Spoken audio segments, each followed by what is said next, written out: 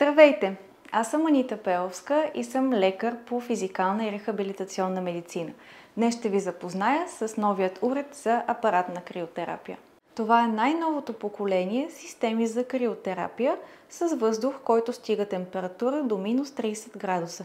Крио 6 разполага с охладен въздух за ефективно лечение на болката, намаляване на оттока и мускулна релаксация. Системата позволява криотерапия с прецизно нанасяне и постоянна доза всеки път. Устройството осигурява висока мощност, като това позволява бързо понижаване на повърхностната температура на кожата.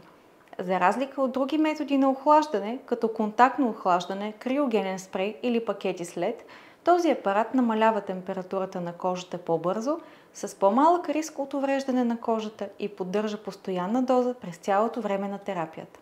Апаратът се намира в клиника за рехабилитация Авис Медика в селото Ученица, като за пациентите процедурата е напълно безплатна, тъй като се финансира от Национална здравноосигурителна каса.